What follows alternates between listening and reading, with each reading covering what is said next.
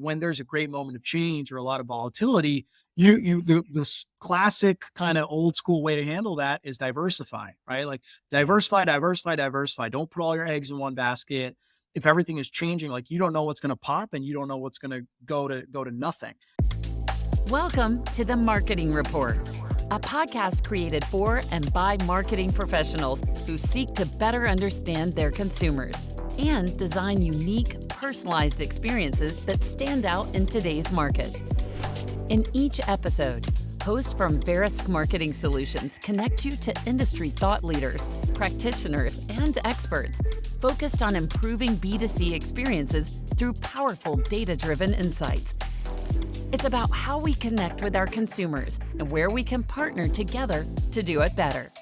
This is the Marketing Rapport.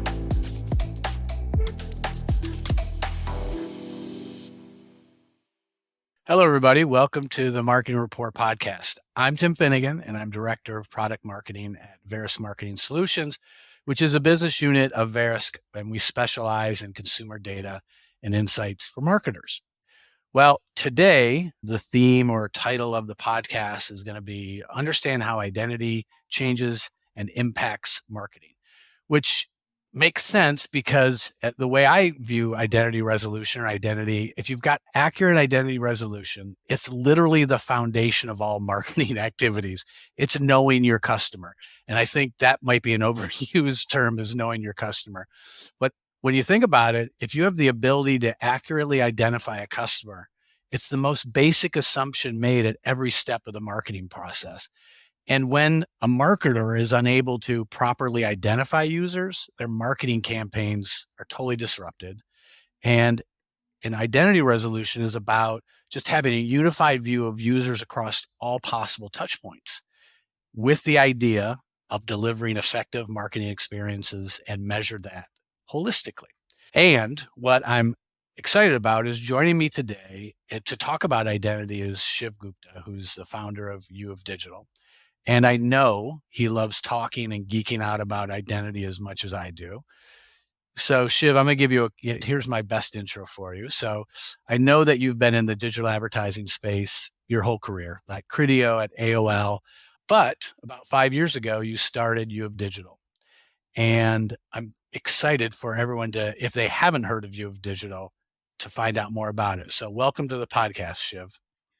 Thanks, Tim, for having me on. Yeah, I'm excited about geeking out with you for a bit here about identity. Let's do it. So before we get into that, tell everyone a little bit about U of Digital and how you started it and sort of what you're trying to do with it.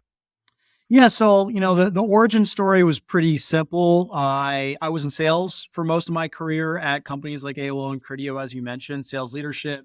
And what I realized after leaving Criteo, I realized that first of all, I realized two things. I love teaching. I'm passionate about it. I find it super rewarding. I had some opportunities to be a teacher throughout my career in different ways. And so I wanted to do that more permanently as a career. And then more importantly, what I realized in terms of the market and kind of how we were doing business in this industry is, first of all, people are always confused. People are always confused about all the things that are going on.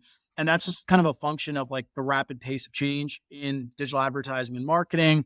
It's a function of convergence as well across a lot of different areas that in the past were fairly siloed, and now they're all kind of coming together and becoming one. And people increasingly have to know about things that are outside of their comfort zone. And really what gets to the heart of like why I started it is I personally saw salespeople fumble through pitch after pitch after pitch when clients wanted to go outside of that salesperson's pitch deck. Right? Like I just saw it over and over again. Okay, hey, cool. That sounds cool. Your mousetrap is great, but help me understand the bigger picture for a second. Help me understand how you fit in the broader context of what's going on with data. Help me understand what's going on with brand safety. All of these things are constantly evolving and changing. Like I saw salespeople struggle through that. And what I also saw is the few that could do that effectively and help the marketer kind of navigate through that were the ones that were earning the most trust, kind of, creating the largest, kind of most lucrative relationships and furthering their careers the most and helping their companies. And so, in my mind, I was like, okay, well, if I can create a great learning and development offering that can get more people closer to that ideal of being industry thought leaders, kind of understanding all the broader strokes of what's happening in the space, they're going to do a better job. They're going to create better Right. output. They're going to further their careers. They're going to help their companies a lot more. And today, fast forward 6 years, this is true for the buy side and the sell side, right? So yes, we help a lot of sales teams. We also now help buy teams buy more efficiently and understand what's happening in the space. And yeah, our goal, our vision is to help clear the confusion in the space, right? So people can drive better outcomes. Shiv, I love it that you talked about not only being an educator and wanting to teach, but seeing how if you can level a sales rep up, that trust factor, and that's when you've won as a salesperson, because people will come back to you and ask your opinion, and therefore it's not a sales call, it's a different kind of call. And in my little plug for you of digital, if you can level up and get your sales reps the confidence up, then it's going to shorten the sales cycle because they can answer it. They don't say, "Oh, I gotta check with someone." So I love that. And what I want to make sure you know, the listeners can't see it, but I'm holding a Marketing Rapport coffee mug, and Shiv, one's coming your way. So there's your free swag. So speaking of your classes, I took Identity Fundamentals, and I need my U of Digital certificate or badge that I can post on LinkedIn. So you need to get me that. Well, But did you pass the assessment? I did. I Okay, you think I should. got, We got to I find think it in your inbox. It's somewhere I in your got inbox. maybe 83%. Okay. Okay. We got to get you your badge. We'll get you your badge. But what made me really think and I was excited to talk to you about this, is like Identity Fundamentals. It's so interesting because a lot of people think it's super complicated and it's confusing and overwhelming. Why is that? Why is it still complicated? I'll tell you why. It's complicated because identity right now is obviously going through a lot of change, right? Like there's so much change in how we build, ID solutions. There's so much change around regulation. There's so much change around signals going away. And what's happening right now is because we're in a great moment of change, and we're also in a very competitive, fast paced industry. And we're also very unsure and kind of scared about the future of addressability. When you mix all those ingredients together, what starts happening is all the companies start circling, right? Like they're vultures that start circling, right? They're like, oh, well, let's have a meeting with the product marketing team, right? Like we should be the answer to this problem, to this uncertainty, to this uncertain future. And if we can be the solution, whether our solution is real or not, we could at least slap some product marketing on it, put out some press releases, and make it feel like we're the solution. Then we're in the driver's seat. And so every company right now is out there trying to do this. We are the solution. We are the future. We have figured it out. We have the right answer for identity in the future. There's actually now a landscape put out by the MMA and Prohaska Consulting that shows there's over 120 ID solutions being peddled in the marketplace. Every one of these companies is putting out press releases all the time with confusing language, confusing jargon. And so if you're just somebody going about your day in the industry, reading the press on a semi-regular basis, it becomes confusing really fast, right? There's so many buzzwords and terms that get used, and none of this stuff is explained in the press releases, right? Like, and you don't know what's real and what's not. And so I attribute the confusion and the chaos to the fact that we are in this great moment of uncertainty, of an uncertain future. And that has just attracted the product marketing vultures and the jargon of our crazy industry. So let me see how I can unpack that. Did you know I'm product marketing? Sorry, Tim. Sorry. I'm not calling you. I'm not saying you're one of them. I'm not a vulture. I know that's fine. That's fine. I've been called worse, but I do agree. And that's as a product marketer for identity is part of what Verus Marketing Solutions does. And we're like Prohaska is where we're on that list, but you're right. It's like, that's one of the things that I've got to sort of navigate through is that, hey, you've got all these different messages. What are our true differentiators and how do we compete in the market? So now when you go back to the marketer, I saw a Forbes study. They talked about top marketing tactics for, their marketing strategy for the year. And it was about audience targeting, audience reach, personalization. I think that's no surprise. What I was surprised at is that the impediments for adopting that strategy is obviously budget, number one, but they talked about ID resolution, data access, privacy. Why, like, how do you connect privacy and identity resolution and data access and all that's coming out? Like, How do we make these marketers be able to make better decisions than what they're currently doing right now? Yeah, it's hard. Listen, like I have a lot of empathy for the marketer right now because they are being barraged by a lot of different solutions. It's confusing. It's hard. Like a lot of them get analysis paralysis. Sorry, analysis Mhm. paralysis, right? Yes. Because it's like, okay, well, what's right, what's wrong? Well, we don't know what to do. Throw your hands up and go solve another problem instead, right? So there is a lot of that. There's also a lot of like, okay, well, let's not be strategic about this. Let's just go. I got shiny penny over here. Let's try that shiny penny over there. Let's try that. And so there's a lot of that going on both extremes.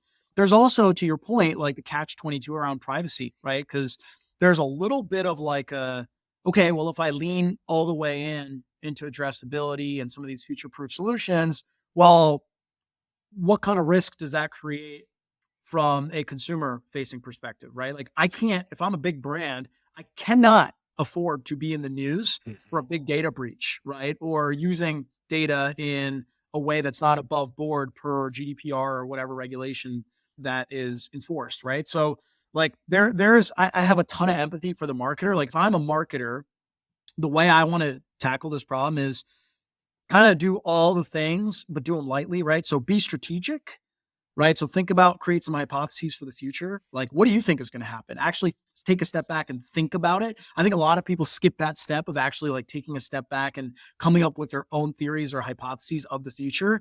So it's like, okay, well, what do I think is going to happen from a regulation perspective? What do I think the end state of Apple and Google are, right? I think thinking about those things and kind of creating guardrails is important. And then moving quickly to test, I think is really important because, and I also think it's important not to put too many eggs into one basket. I always like to use this analogy with identity, which is, what do you do in the I'm going to ask you, Tim, what do you Okay. do? What does your financial advisor tell you to do when the stock market is going through tons of volatility and change? Like, what are you supposed to do?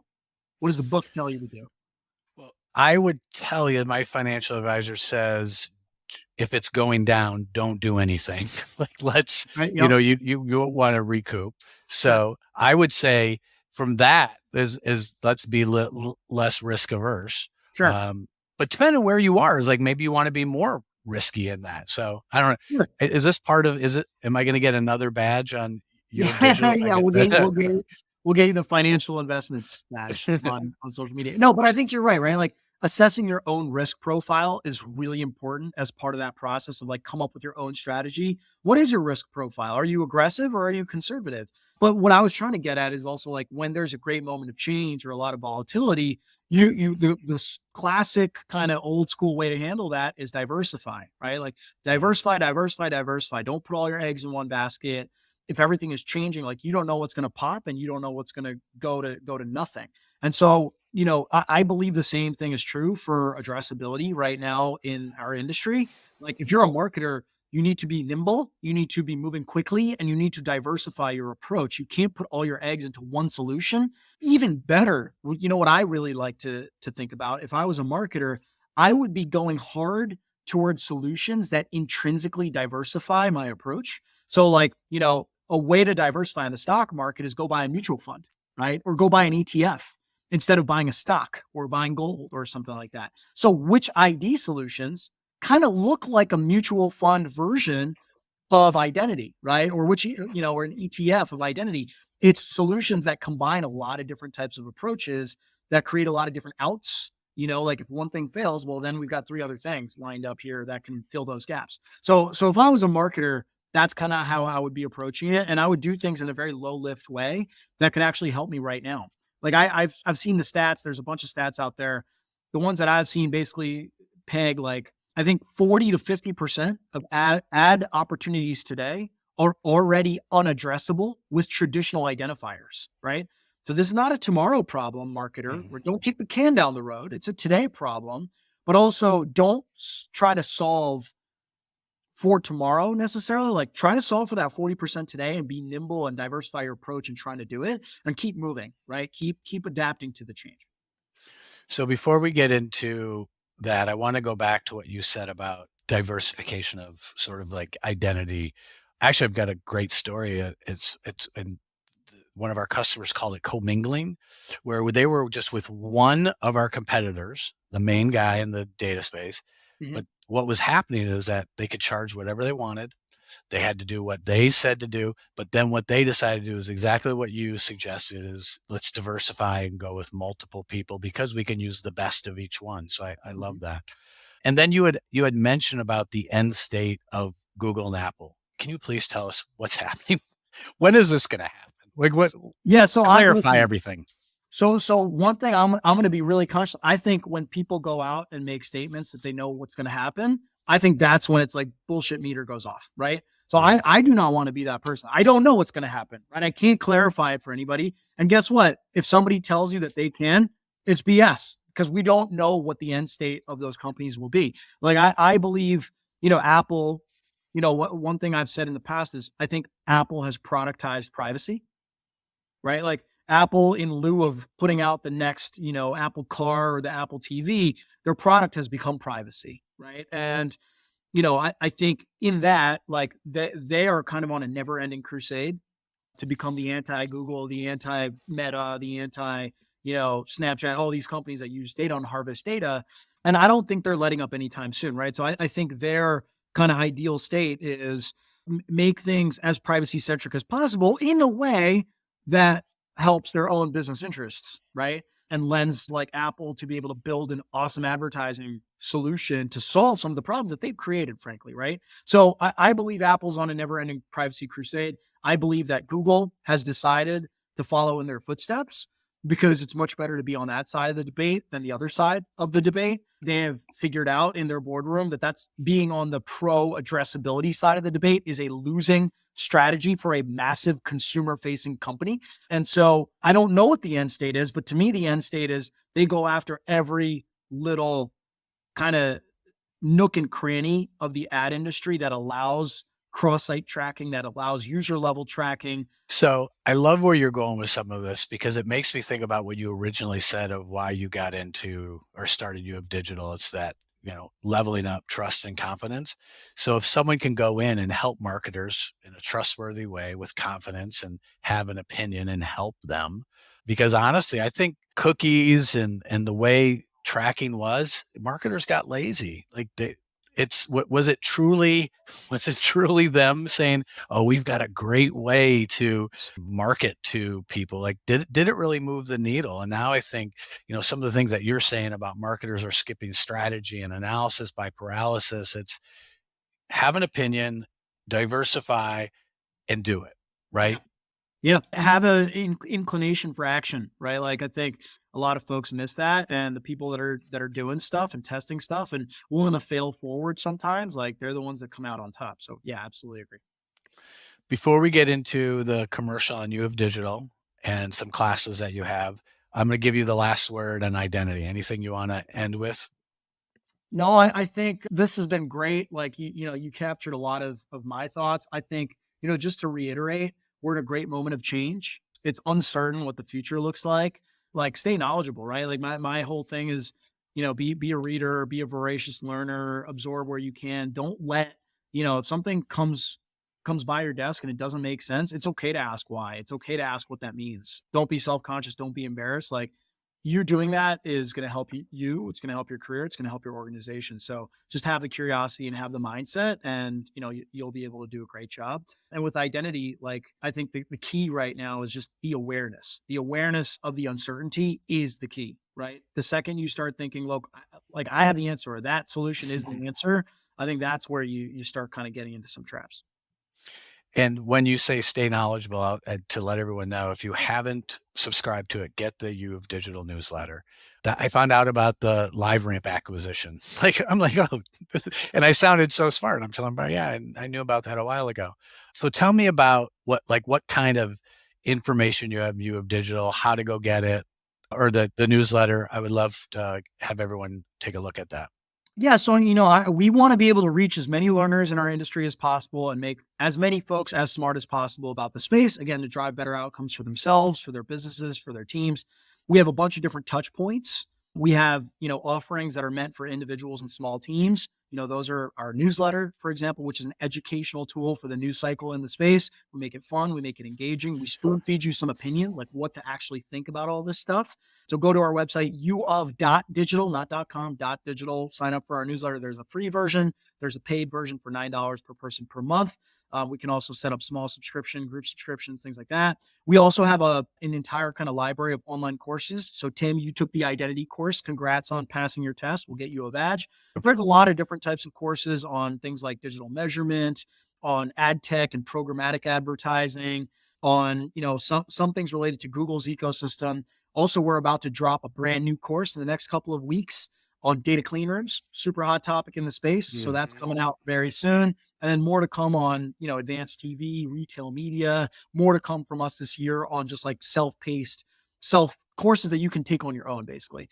There's that. And then there's our enterprise solutions for larger companies, in which we kind of build custom programs using all of these different types of touch points, including live learning led by experts from the U of Digital Expert Network. And so those are some of our solutions. But yeah, please hit us up on LinkedIn, send me an email, go to our website. We'd love to hear from you. So thank you, Shiv. And sort of just to put a bow on it, we started off with identity and how you recognize and understand and appropriately engage with consumers across all the customer journey. And we ended it with, if you have questions, it's okay to ask. Go to who you currently work with identity resolution. You can contact us here at VMS if you have questions, or if you want some specifics, go to U of Digital, and you'll get the information too. So always be a learner, always stay knowledgeable. I love it, Shiv. Hey, thanks for joining the Marketing Report podcast. Yeah, thanks for having me, Tim. This was a lot of fun. Appreciate it. Thank you for listening to this episode of the Marketing Report. This show is brought to you by Verisk Marketing Solutions, an organization created to help CMOs and their partners improve the reach, timing, relevance, and compliance of every consumer engagement. If you enjoyed this episode, make sure you subscribe to the Marketing Report wherever you get your podcasts, and check out the show notes for more information.